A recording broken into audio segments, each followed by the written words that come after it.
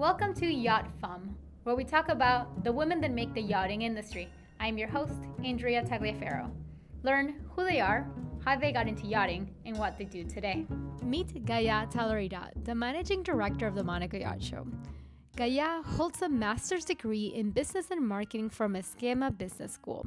She discovered her passion for events during her studies, organizing a national students' theater festival. Gaëlle Tallarida has been managing director of the Monaco Yacht Show since 2010.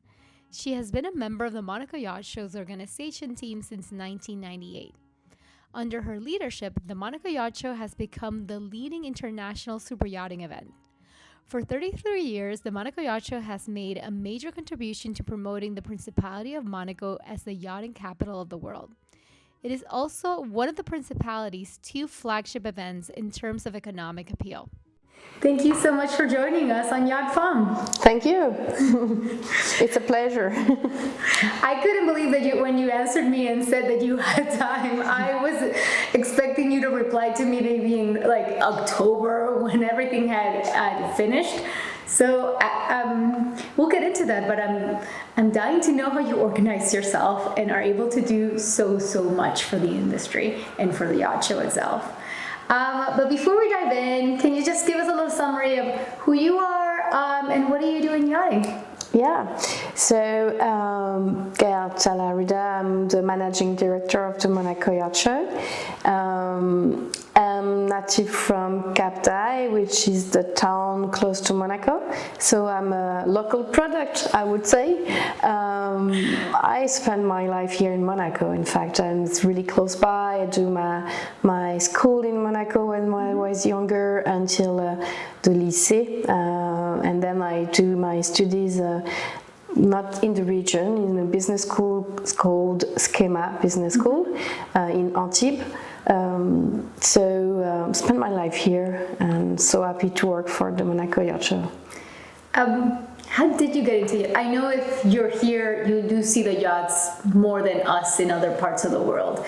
But is that how you got into the industry, or how was it that you ended up really in the middle of, like in the core of the yachting industry?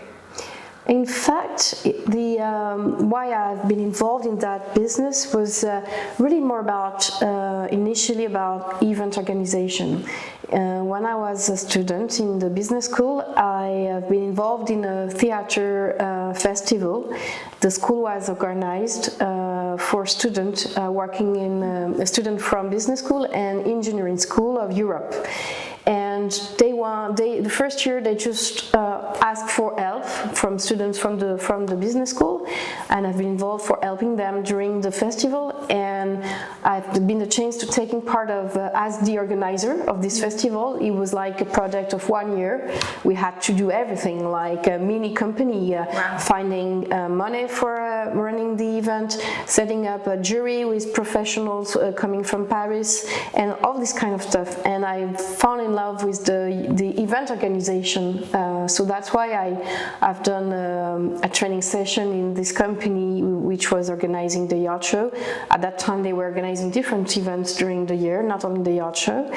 And it was middle of my studies, and when over my studies in '98, they called me back for the summer. At that time the show was tiny. There were only 2 people working all year long for this event. So I worked for them for a few months during the summer, but they couldn't hire me for a full-time job, in fact. So I spent some months in Cannes when I got my degree in marketing and business. Mm-hmm. And the year after, '99, they call me back and say, okay, now we can hire you full-time for the show, come back. So I come back to Monaco, and I joined officially the team, I would say, '99, in April '99, 1st April. I don't know if it was a joke, but I'm still there 25 years after, so... Yeah, it was a long joke. Exactly. So, but... To get some context for this, it's when you started, even though not full-time, it was 2 of you, right?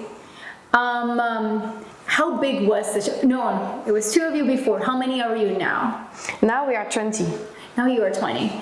And you also mentioned previously about how you had to shift sizes when we had the pandemic and so forth. So talking about its scale from today, from the 2024 Monaco Yacht Show versus when you started, what's the difference in size? It's like 50% bigger, or?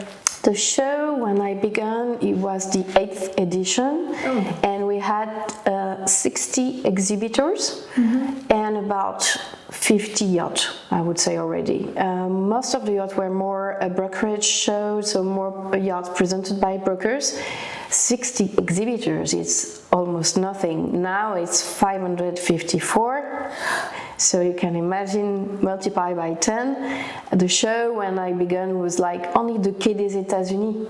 And main entrance was at the beginning of Quai des États-Unis, and it goes up to the Quai de l'Hirondelle, where we have the purchase stand right now, and that's it. It was it. The marina of the yacht club didn't exist at that time. There was like open sea out of the Quai de l'Hirondelle, and yeah, it was another story. And it was, but we were three people. So at the end, there were already a lot of work to do, because the show planning was about,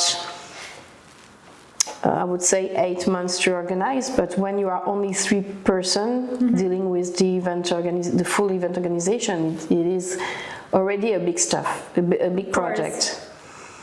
Of course. But the size of the team didn't evolve as the size of the show. I mean, if you compare that period, now we're at 20, which is a good team for running that show.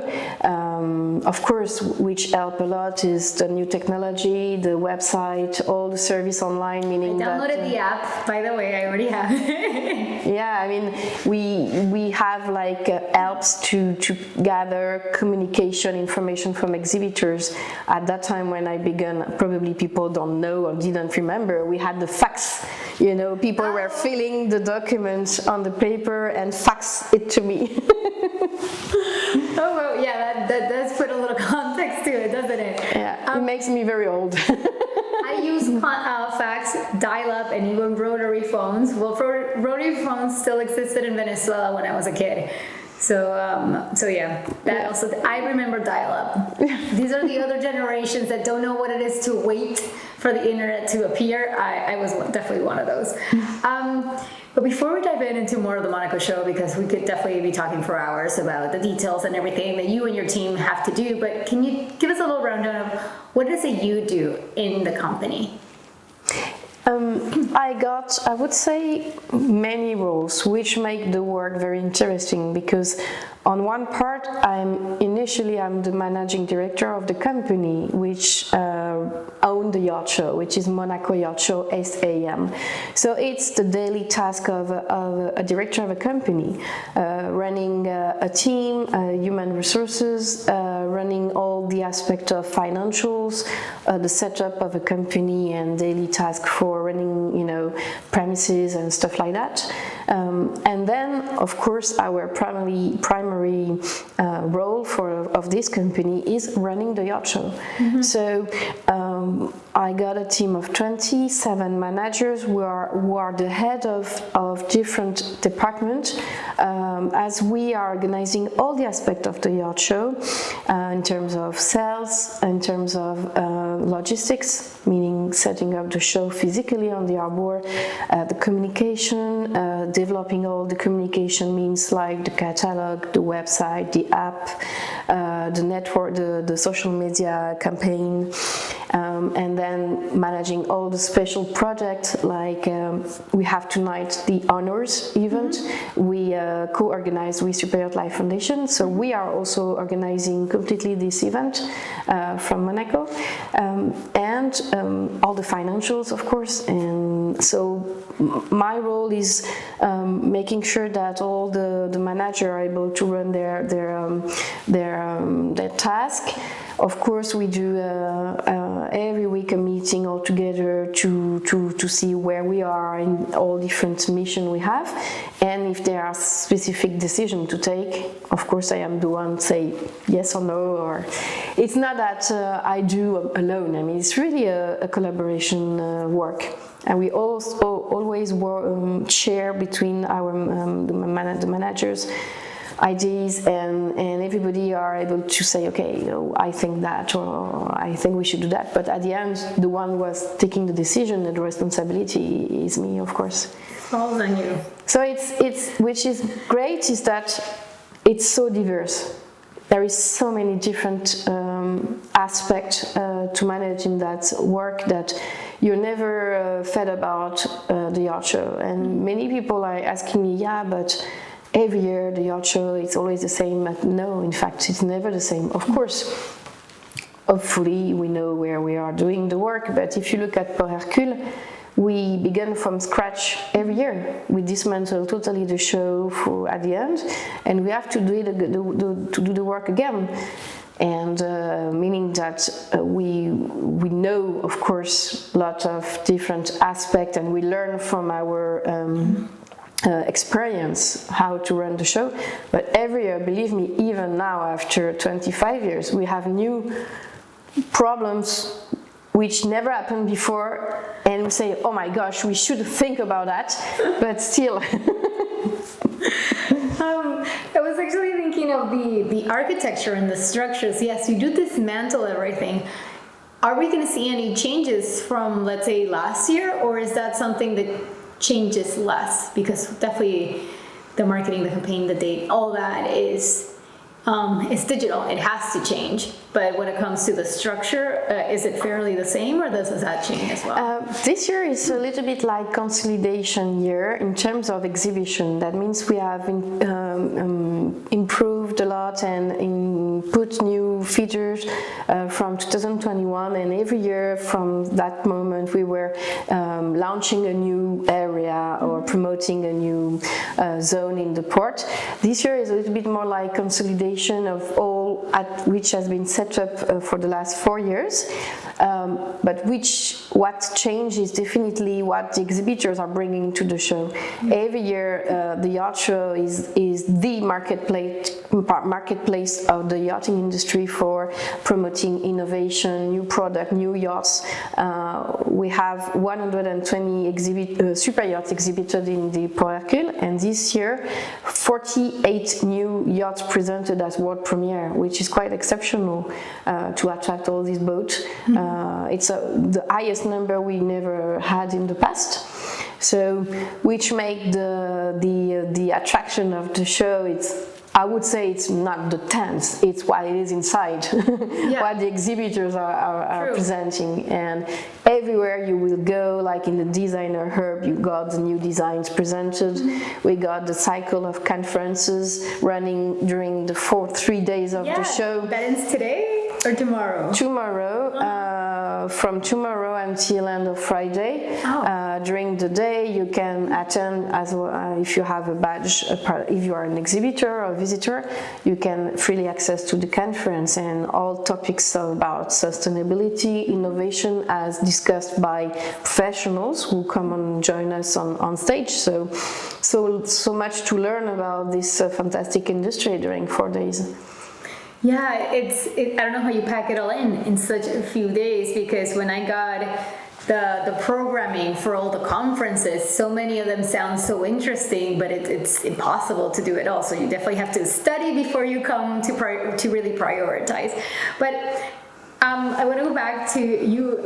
You've been in the company, you said 20, how many years? 25 years. 25 years, and you've also had all the roles, I think you said. So what roles were those? It's really diverse. So my role, of course, working with my team to make sure that we respect the timing, because we got like kind of annual timetable. We know by heart what we have to do in January, February, etc. So it's a mix of different timetable for sales, for communication, for attracting partners, and we also work, and my role, which is really key here, it's maintaining the dialogue with the government entities. We are working hand by hand with the authorities for making the show happen in town. In fact, we are doing, technically, we are setting up the show, but we need their support to make sure that we can come, and it's quite technical and quite intense in details of the road which has been closed a certain time, the space to be allocated to the yacht show from day one to depending of the zone. It's not that you come and you take everything in one day and you leave. I mean, it's like a timing which is step by step around the harbor. So that's a big role, and to make sure that we do, like homework when we were students, a big book of 100 pages which describe all the work we have to do for the show, and which is given to all the services to make sure that they are all aware of what is happening on the harbor, and help us to setting up this logistic. Well, that's something that I found very fascinating, because you go to other shows and people just, it's sort of a takeover. We are taking over the space, everyone else shuts down. When I come to your show, you have so many restaurants around the actual show, but people can still go to them at any moment and not have to enter the show, which really doesn't happen. Some restaurants and other places get sort of absorbed by the boat shows. So I was actually taking someone around and was like, no, you can always come here. It's always available to you. They stay in a specific sector. I cannot imagine what those binders look like and what your checklist looks like if you're talking about, like, you do things in stages. So it's more like it's subtly getting ready for the show instead of, that. Yeah, I think it makes the yacht show so particular, outside the fact that it's really the key event identified by the yachting industry for them as the first rendezvous on their calendar for the yachting community and clients. But which make the good thing of the yacht show is it's at the heart of the city. And Monaco, Principality of Monaco is so attractive for high net worth individuals, because when traveling to the yacht show, they know that they're gonna have a fun moment, good moment visiting the yachts, but can also enjoy the city at the end of the day, going out, having dinner in nice places, or attending cocktails on board the yacht. So it makes the event very, you feel like being in a town where the event is everywhere. You see everybody wearing the badge. It's always so funny to go on Monte Carlo, close to the casino, and you see all the people having the yacht show badge. And if we listen from the locals, restaurants and bars and hotels, they are so happy to have the yacht show because the clientele is very high level, and they all say it's absolutely nothing to do with other kind of clientele. They welcome other moments of the year in other events or the Grand Prix. It's so exclusive, and it brings lots of economic fallout to the town. It's the second, when we talked to the government, they told us that it's the second event for Monaco in terms of economic fallout for the city. So it's important of course for Monaco. Well, it is. I actually just came from having lunch right next door, that pedestrian street where there's tons of vendors. I was there yesterday, and I thought, I'm early at the show. Not everyone has arrived. So I just went there to start seeing how the people attending the show were sort of like invading all the restaurants, because you just feel them everywhere, like the energy surrounds you. So I actually really enjoy that. You have been now in the industry for over 2 decades. I'm sure you've seen many, many changes, especially when you are doing the work you do. You're always at the forefront of change, from being there and making it easy for them to exhibit, do their marketing, and all your exhibitors at the show, but also you get to also hear what is coming forward, what is the future, or what issues they have had. So in your perspective, what changes have you seen in the industry so far? When I joined this industry, and it's like a parallel evolution. If you look at the industry and the yacht show, naturally we were to reflect the mirror how the industry evolved. It was like, it's as such, I mean, here it's very visible, no matter if it's the yacht show or not, you see yachts everywhere. But at the end, you know, the yachting industry is on the world level, it's quite tiny, it's quite small. It's a small community, and at that time, it was like, I don't know in English, artisan, it's like, it was small company, small teams, small yachts. I mean, we were when I began, we had the chance of having like a 45 meter long yacht. We were so happy. It was a huge, big yacht in 25 years ago. We were just like the star of the show.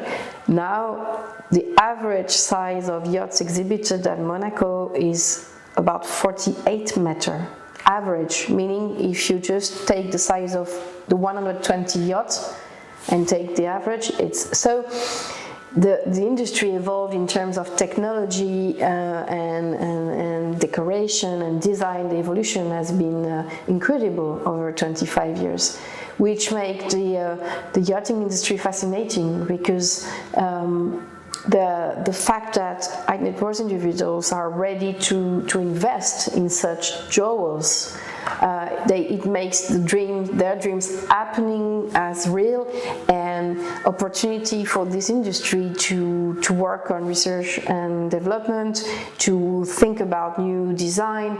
Look at the size of the windows. When I began, the yachts had like very tiny small windows. Yeah. Now you got these fantastic big windows, like full, sometimes 360 degrees view on the sea, and this is really fascinating. And if you look also about all the very technical aspect of propulsion, the development of new propulsion technologies to make the yachting more sustainable, it's such, I mean, which is fantastic, is that still this in 2024 we have like a crazy evolution in front of us still. I mean, there is so much to do for improving the yachting yet for the future. So it's really, I mean, I feel very lucky to be able to work, because event organization itself, depending on what you do, could be boring. You know, there is some shows, there is no innovation or less possibility of having ideas, because exhibitors could not invest in new projects. Here, look at the stands at the yacht show. We have about, I think, on 400 stands this year, we have only 35 stands which are like classic, normal, simple. Yeah. All the others are custom made completely. And when you are traveling around the show and look at the stands, it's as you feel like being in a yacht, and it's a beautiful show. It's technically wise, it's so innovative, so really passionate about seeing this industry evolving over the years. I like that you brought up. I love that you brought up the booth, because that's something that I really pay attention to. I was walking around with someone that had never been to Monaco, or of course the Monaco Yacht Show yesterday. And I told her, no, even if this product or this company isn't of interest, think of everything, because the booth is innovative, the product, how they're displaying, and especially if you're in marketing, she is in marketing, you have to see how they're telling the story, even if it's not your story. The innovation is here, and that's actually how I started my podcast, because I came to the Monaco show in 2017 and got so inspired that I was like, I have to do something the moment I got home. So I completely agree, innovation is everywhere. And that leads me to the next question, is like, where do you see the future of yachting going to? As many worldwide industry, yachting is not an exception. I think that everybody has to work on the sustainability subject. It's not like something you put on your agenda. It is the pillar of your agenda, and it's valid for any kind of service you offer in the yachting industry. I definitely see a big step forward from the industry for the last 5 years, I would say. So I think there is a lot to do, and I am completely sure that they would cope with that subject, which is not always easy to manage, because a super yacht is a big, let's say, like a big craft. I mean, it's huge. It's not as easy as a small yacht or tender. I mean, we got electrical propulsion tender, quite common. It's easy to find. Super yacht is another story. But I think it's the key subject that they have to manage in the future, and lots of probably evolution we even don't know yet. Mm-hmm. We will see what the industry is capable, but I'm quite confident that they have a lot to offer. The clients are evolving, also younger people, really demanding, really exigent, perhaps using the yacht differently than their parents. Mm-hmm. And so what? I mean, the industry is there to serve their needs. Mm-hmm. If it's changing, it's changing. I think it's the industry gonna have the way they have adapted for the last 25 years. They're gonna have to adapt their service and product for the future. But I'm quite confident they are able to achieve that objective. There is no reason why they couldn't. They are so innovative. They are so, people forward thinking and having ideas about how to make the yacht different. And when you look at the port, go this week and travel around the show, you're gonna see so disruptive design. Sometimes I heard already this morning comments, "Ooh, it's huge, it's awful," and the person behind was saying, "Wow, it's so cool, so innovative, the color, I love it." So that's great, because I mean, it's like art. Okay, there is some masterpiece. Everybody are okay to say it's a masterpiece, yeah. But at the end of the day, there is a lot of different artists. They are producing different piece of art. Sometimes you don't like it, sometimes you love it, and this is what the yachting is. They are there for meeting the needs of the clients. I do like that. Some people, it's like art. Some people will love it, and some people will hate it, and some people are really passionate about either or, and other ones will go like, the color is nice. But some really stir up some emotion, exactly like art. So that's really interesting to see. Definitely sustainability. I do see a consistency of talking about sustainability in the program. So that's I'm really looking forward to that, because as you say, you have brought in so many experts to touch on different aspects of the terms, the topic of sustainability, from the interior designer to the engineers and all that. So I'm really, really excited about that. And you mentioned we have now new clients. They're using the boat differently, so it is disrupting. And I don't know how long it's been, but I feel fairly recent the disruption happened. From what I have heard, COVID accelerated many things, especially in tech, but it did accelerate how these people or these owners are using their yachts. So in that really long time of working in the industry, do you have to date something that you can say, this is my biggest achievement, something that really resonated with you? I mean, every year it's a challenge. I mean, I challenge myself first and my team all the time. We are not a kind of person looking at ourselves and say, "Oh, we do a good job." I mean, each time is over, the yacht show is over, I just say, "Oh my gosh, next year we have to do better." So, at the same time, when we are about having the show opening in few hours, when I look what we are able to achieve with the team, I'm always impressed because the day before the show, and it's the day before the show, I'm always a little bit emotional about the job because we are so involved. I am personally so involved. It's a question of, it's a lifetime. I mean, I always tell, I got 2 kids, but I just say the yacht show is my 3rd baby, in fact. And but when we look at the result, of course, we are just there like a chef d'orchestre for setting up this show. I realized how important is our work for this industry and the responsibility we have for producing such a show. And you see the show now in the setup moment, everybody's working hard for having the best stand-up possible, cleaning the boat, and so it's like setting up a wedding party, you know, everybody doing his best shirt and outfits to make the show happen tomorrow. So it's very exciting, and we are, of course, I'm proud of what we're able to achieve.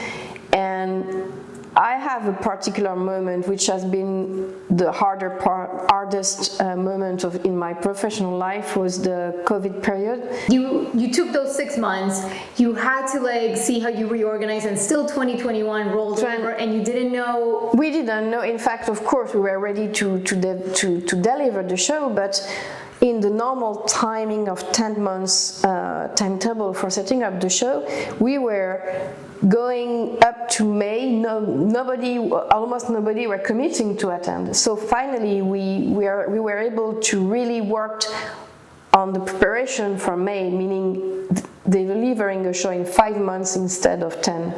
So it has been the hardest part ever for the team, because we were struggling into these 5 months, but at the end, the date is the date, the same as initially as you normal.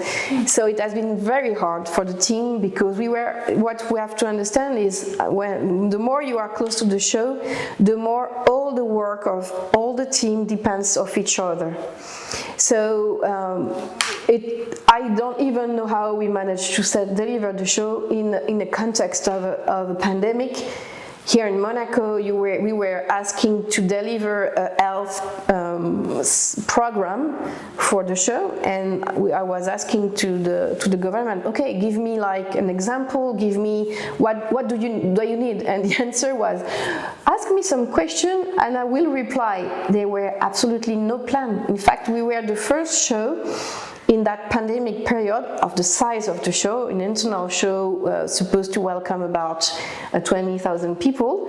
There were no plan, absolutely no plan. So I just say, okay, calm down, pick up the phone, and I call all the people I know in Monaco, the company running the Grand Prix, the Grimaldi Forum. So we have been very, they helped me so much. I call and take all the info I could, and we deliver a show in the context of having all the, you know, the test for the COVID in place, everybody wearing the mask, everybody have to show his ID entering the show. It was, when we think about now, I say, I can't imagine we deliver such a show. But the good thing is, when the show happened, it was like a big party for everybody, because everybody from the industry was so happy to meet again. Relieved. Yes. It was like, it is happening again. We are restarting. They pulled it off. And I think that nobody on the ground, on the product, could realize how challenging this yacht show has been for us. And they just, of course, we were not very happy to wear the mask, but the show happened, and everybody was so happy. I remember everybody was just like, oh, you know, really like big, full of joy of being in Monaco again. And so we say, okay, we hope it will never happen again, because it was so difficult, but we have done it. And now we have the book for it. I'm sure there's a book somewhere with all the procedures. Yeah, I've got a book. I don't think we'll see it again in our lifetime, my God. Touch wood. Because what was it? I forgot the stats, but Millennial had gone through so many changes. We are done. Yes. This is it.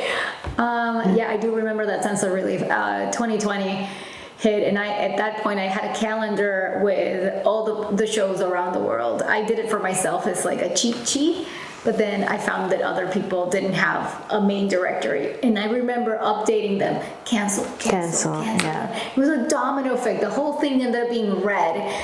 And yeah, the next year I actually ended up moving jobs and still figuring things out. So it was very much a relief that something at this scale, even like you're saying, you have to wear the mask, you have the processes, you know. No, but it happened. It happened, and it was a success for that. Yeah. That we managed because of the calendar. I mean, some shows has to be cancelled twice, like Düsseldorf, but because of the calendar being in September, we managed to have the show, and it was so important for the industry and also for the team. Because imagine when you work full time for setting up an event and you take it off the event. You know, 2020, we were just like me. I had a lot of work with few managers of my team because we were already working on the new development. Yeah. But the rest of the team was just like, it was so bizarre. It was just like, okay, but what are we gonna do for a month? You know?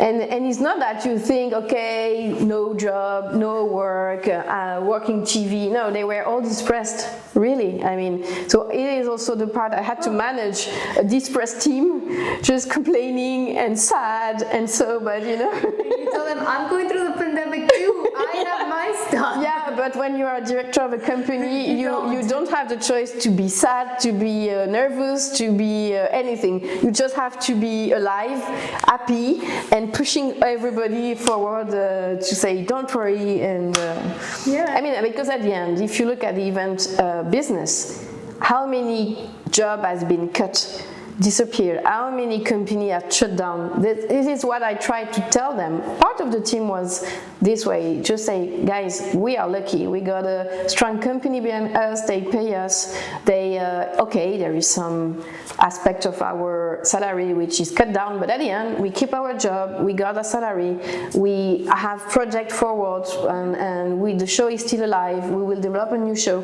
But it was not a funny moment for all. Of course. And for us it was double pain, I would say, personally, as anybody on that planet, and on the work side. I mean, on the job. So not a funny moment. It is when you're so invested in something like this. It is like a new kid. My background is architecture, and I still remember when a professor didn't like your design, they would rip them. I don't think there were a lot of people traumatized. It did teach me not to take things personally and just take more like the objective criticism. Of course, they weren't all objective. This is a person that has her opinions over my design, but it did allow you to have like more of a disconnection with the projects. But it's your creation. It is your baby. It's exactly the same for me. I mean, it's probably something I learned from this, from my professional, my job for 25 years.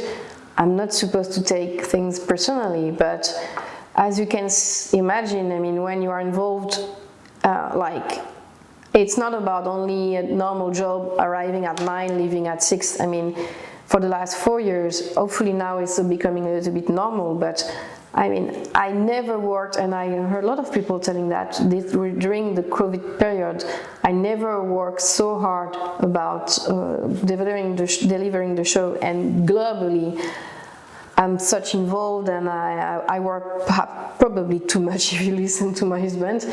But it's difficult not to take things personally. When there is fight, when there are people like, you know, telling you aggressively you have to cancel or things, it's not easy. It's not easy, but it's something probably I have to do some improvement in myself and personally. Is not to take it too much personally. Oh, we do. I say I learned that. I'm still learning that. Yeah, I think we will learn all life. Personally, but. Going into the show that starts not tomorrow, in a few hours, what do you want us to pay attention? And I'm asking this in the sense that, like you mentioned before, everybody wants to be outside. The show is so magical outside that some people may not go into the tents. They'll definitely go into the tents this year with the weather and all that. But there may be hidden details that you and your team work so hard that maybe we don't see. Is there anything that we should be really paying attention to that your team put together? You know, when the show is open, it's not our show anymore. I mean, we are there to prepare everything, and then the show for me is really the ownership is the exhibitors. So it's not what we do. The work is behind, but now I think it's take the more you can from the show. Look at. I think the app is a good thing to look at because it's easy to find a yacht, an exhibitor. You got the name, you got the stand number. You can have the route for going to the stand, and I think which is important. The show is only 4 days. And there is so much to see. You cannot see everything. You have to make choice, but like put a list of priority of what you want to do, visiting yachts, going to see some stands and professionals, attending some conference, and then do as much as you can. And it's a crazy moment, crazy week. It's so particular. There is so many things to see, so many people to meet, and do the most you can and enjoy. And wear sneakers and hydrate. If we were seeing you on the dock and we really wanted to connect with you, what would be something that we wouldn't know or we couldn't find on LinkedIn? How can we relate to you? What do you like? What I like, what I'm fond of is traveling. I mean, I'm really passionate about travel, and you won't be surprised to learn that I do all my travel organization myself. I don't need a travel agent to do so. So this is like, you know, when it's a way of being already traveling in my head before traveling physically. That means it takes months for really organize the travel with my family. I got two children, a son of 15 years old and a daughter of 11 years old, and time is flying so fast. I mean, I love so much traveling with them and make them discovering a new culture, new country, new people, new place.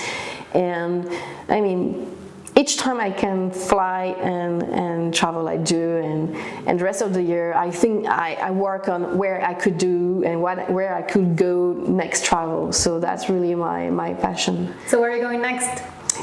Probably Brazil. Oh, really? Yeah, in next spring. In the meantime, I will be in Morocco in October, a few days off. I've been dying to go. That's been on my bucket list for the longest time, Morocco. And it's a good moment for sharing. And you know, when you are traveling, when you got some teenagers, they are stick to their phone and friends, and they are already not so much with us anymore, especially the one being 15 years old.